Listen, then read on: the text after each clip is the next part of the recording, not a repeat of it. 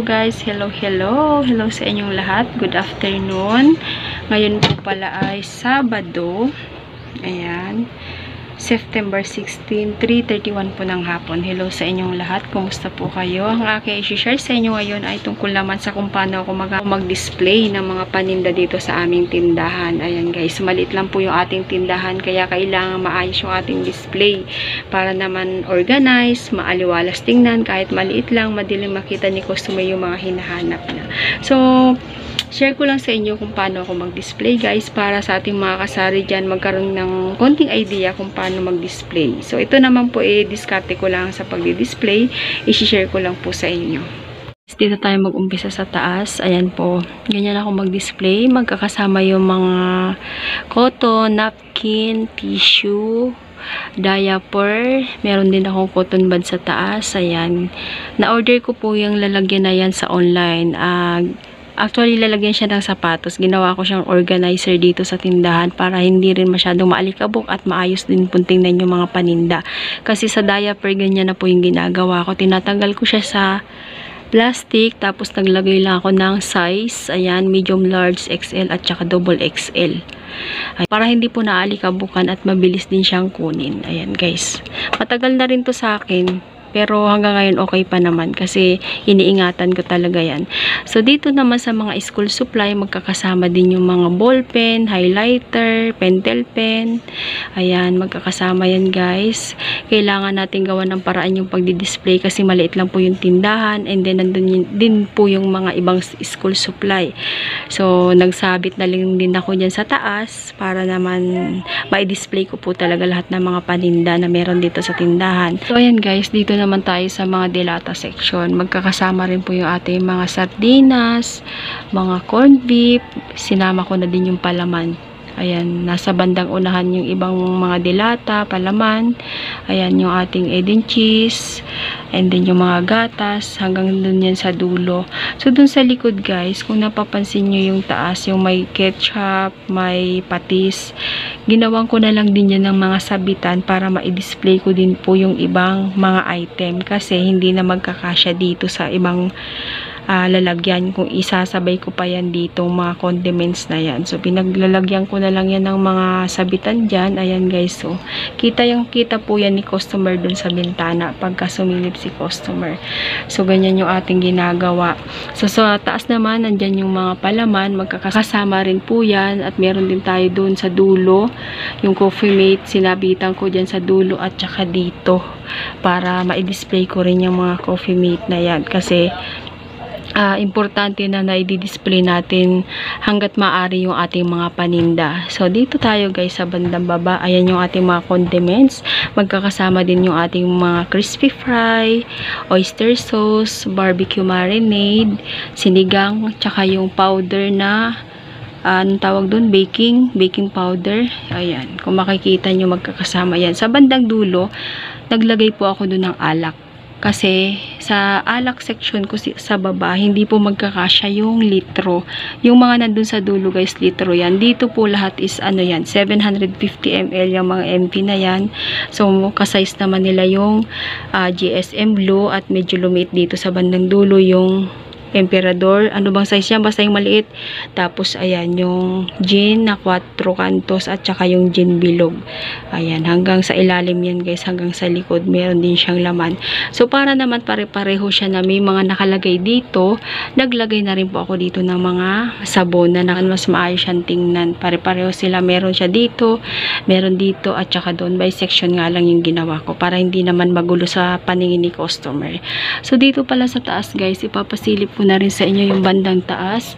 Dito meron tayo ditong mga plastic, magkakasama po yung plastic natin dyan. Sa dulo isinabit ko yung cartolina at saka plastic cover para sa mga estudyante. So dito magkakasama din yung ating macaroni, sotanghon, anong tawag dito? Yung nakalimutan ko, basta ito. Tapos ayun, magic sarap, tsaka udong, yung harina, cornstarch, munggo, mga pangluto guys, magkakasama yan dyan. So ganyan yung ginagawa kong pag-display. So dito tayo guys sa may pinto. Yung ginawa kong sabitan, yung mismong bintana na pinatanggal namin yung pinakasalamin. So, dyan, ginawa ko na rin po yan sabitan. Nandun naman yung mga pangluto sa bandang baba. Ito din. At saka yan. So, hindi naman yan mag-aamoy.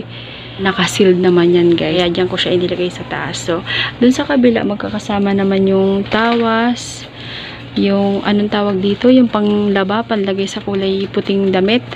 Tapos dito, nandyan yung ating mga sabon na nakabox, yung ating toothpaste. So, dito sa bandang baba, guys, nandyan yung ating mga Zonrox, Domex, Max Glow. Ayan. At syempre, sa pinakababa, meron din po yan yung ating mga Katol, Moriatic, Liquid Susa, Domex na nakasachet, Max Glow ulit, at saka yung mga Zonrox na maliliit kasi dito sa taas malo yung inilagay ko kaya dyan ako naglagay. So, doon sa baba, meron din po tayong mga alak dyan. Yun yung mga nakabox hanggang doon po yan sa dulo, sa ilalim. Guys, medyo madilim. Open ko po yung ilaw. So, dito tayo sa bandang harap, guys. Dito pala. Dito sa pangatlong sabitan, magkakasama po dito yung powder, liquid gel na panlaba din, tapos mga downy. So dito, shampoo, conditioner, toothpaste hanggang sa dulo, at doon naman po is yung mga inumin. Nestea, Tang, Burst 3, Burbrand Swak, Energen, Milo, at saka mga kape. So dito tayo sa harap, andyan po yung ating mga chichirya. Lahat po yan chichirya sa harap. So, dito, meron tayong tatlong istante. Ang laman po nitong unang istante, mga noodles, pancit canton. At saka dito naman, guys, sa pangatlong istante, yung pinakababa, medyo maiiba yung laman yan. Diyan lang po ako naglagay ng mga tawas, BB oil, toothpick, BL cream, Omega, Epicacent. So, ayan yung ginagawa ko. Sa pinakababa ko siya inilagay para hindi naman apektado yung taas. At saka kailangan ko talaga siyang i-display dyan, guys, kasi maliliit. So, dito tayo sa ating mga biscuit. Ayan pala. Meron din pala ako dito mga display. At yung ating mga Knorr cubes, yung asin, yung ginisa mix, yung betchin, nandyan yan. So, dito tayo sa isa istante. Mga biscuit naman yan, guys. Lahat ng biscuit magkakasama. Kaya lang, nadagdagan po yung biscuit, kaya dun sa isang istante ako naglagay. Dito sa ilalim. Ayan, magkakasama din siya. At dito naman yung ating mga candy. So, dito sa bandang harap, guys, dito ako naglagay ng gummy para mas madaling makita ni customer, lalo na yung mga bata. So, meron din tayong ibang pambata dito, guys. So, ating mga bubble gum, pulburon, prutos, kukunti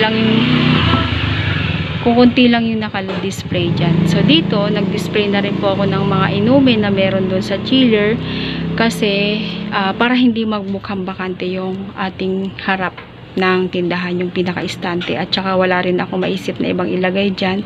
Hindi naman kasi lahat ng customer alam kung anong meron na inumin. So, dito ako nagdi-display para makita pa rin ni customer yung mga inumin na available dito sa aming sari-sari store.